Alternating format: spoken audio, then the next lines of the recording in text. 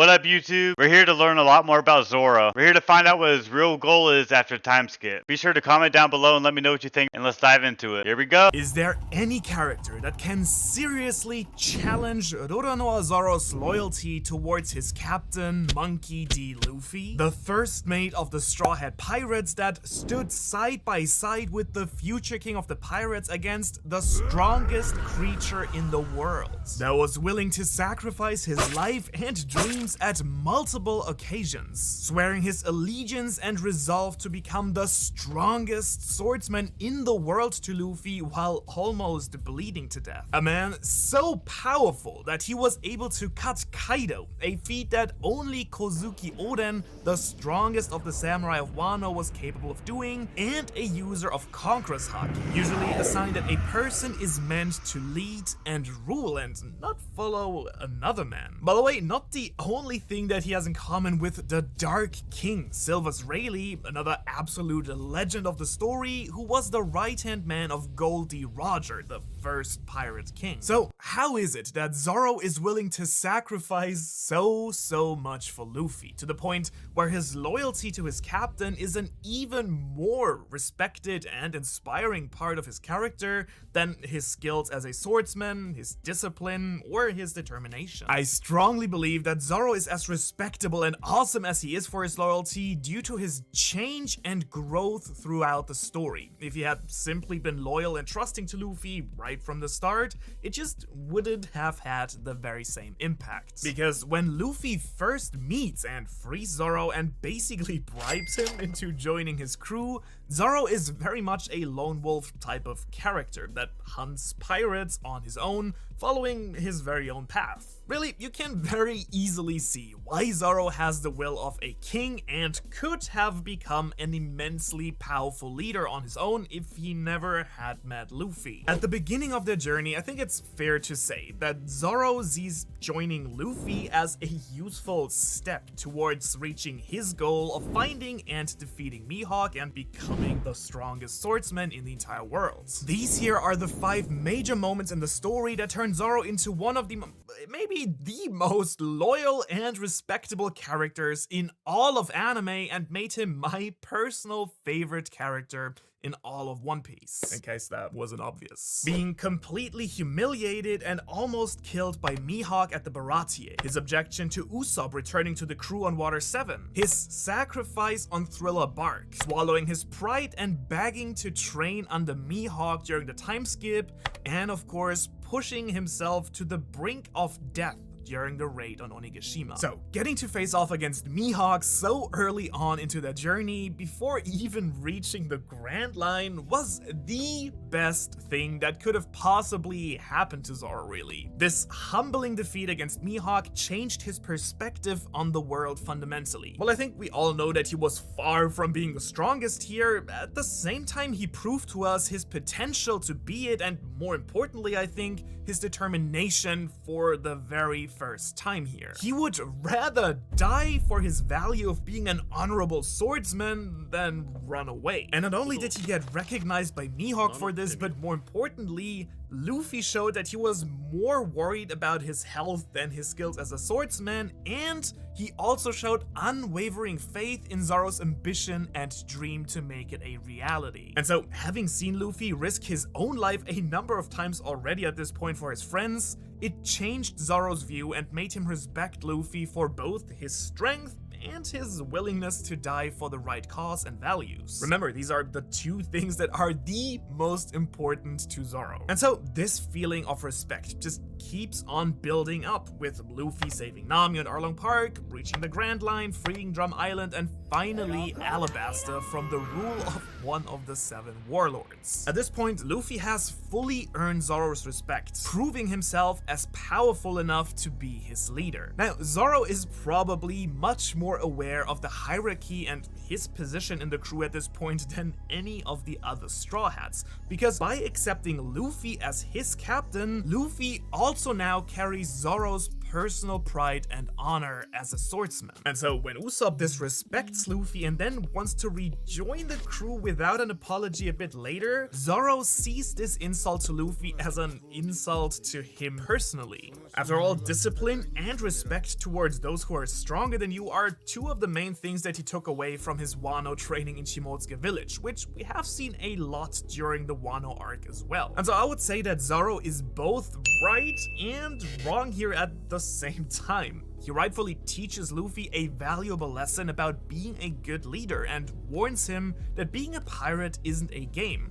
A lesson that Luffy later has to learn the hard way by losing his crew and failing to save his brother Ace. Really should have listened here. At the same time, however, Zoro also hasn't fully understood yet what makes the Straw Hat crew so special. The fact that everyone feels more or less equal and is free to express who they are and what they believe freely. And so only a little later, during the invasion of Water 7, when he fights together side by side with Usopp and sees his determination and willingness to fight and overcome his cowardice, does Zoro finally understand how Usopp has felt and why he wanted to leave the crew in the first place. All while Luffy is proving for the very first time that he will literally do anything, wage war on the government if need be, to get a member of his Straw Hat family back. Even though Robin, in theory, also had left the crew, just as Luffy would later do with Sanji as well in Whole Cake Island. So Zoro has now become a very important anchor for Luffy, teaching him to take things seriously and become a better leader overall,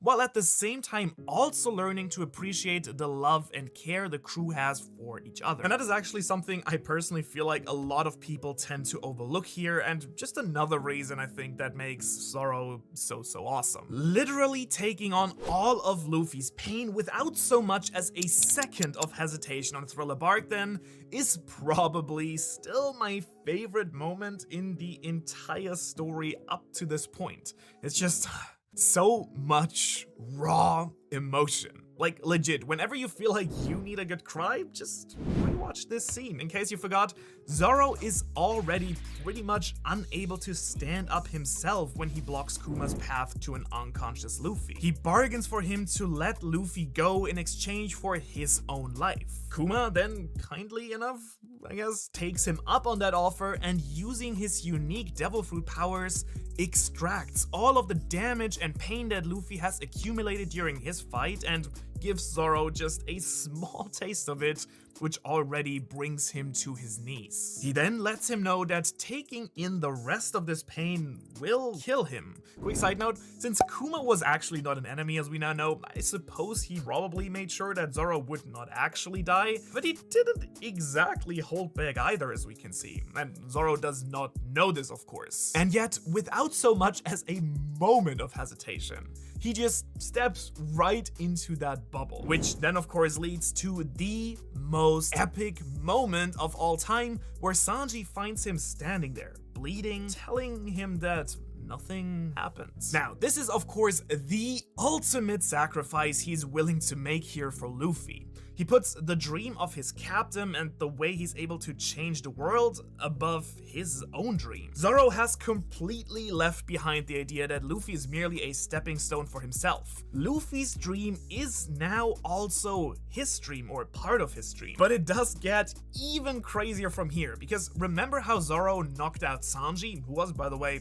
to be fair, also willing to sacrifice himself as well. Well, Zoro not only is prepared to give his life for Luffy clearly when necessary, but for every single member of the crew, including of course Sanji, despite all their brawls. And it really shows to me that Zoro at this point has fully internalized that the Straw Hats are not only a crew of pirates, but a family. And so as Luffy's right-hand man and kind of the vice head of this family, it's his responsibility to step in and give his everything to protect the crew as a whole. This crew has now become the most valuable thing in his entire life.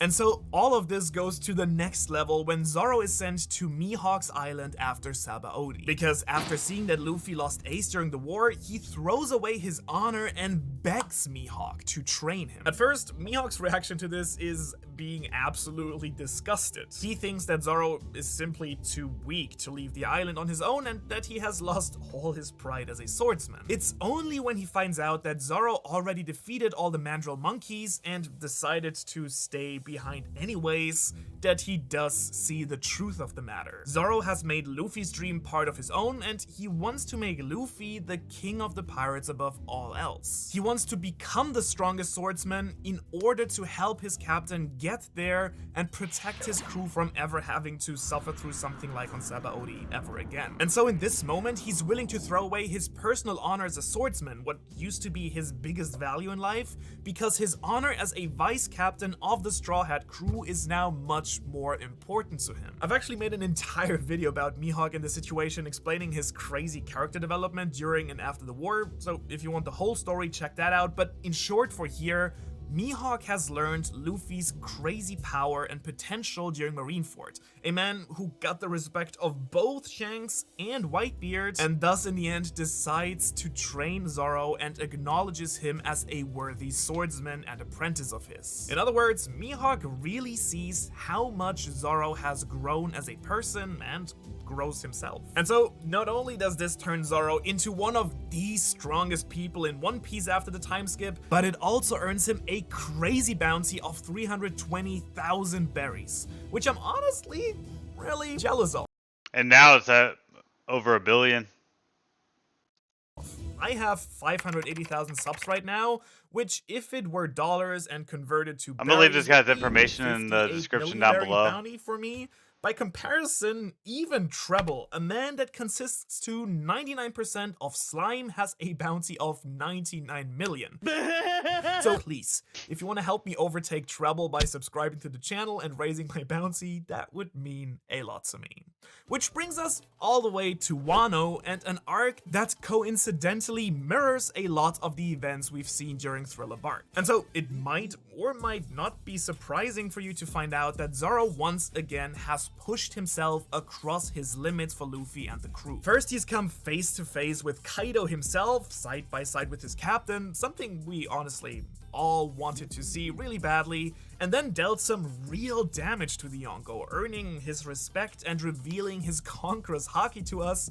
Still one of the most hype moments of the entire raid so far. And after taking some heavy damage in the process, once again, he did not hesitate for even a second to take the Wonder Drog of the Minks that would come with devastating consequences for his health, just so he could keep fighting. Without ever betting an eye though, Zoro just takes it and goes off to take down King, Kaido's number 2 in command and one of the most powerful fighters and antagonists in the entire story so far. That's someone on the same level roughly as Katakuri, who Luffy had really struggled to defeat in the arc before. And now, once again, Zoro has been pushed to the brink of death, where he actually saw death himself with his cloak and his scythe, though who knows what that might actually be all about in the end. We'll find out. However, right now, if you want to dive even deeper into Zoro's fantastic character arc and the fantastic secret how he convinced his biggest rival, Mihawk, to become his mentor, you really can't ignore this video right here. I'm gonna leave this guy's information in the description down below, and I'll catch y'all in the next one.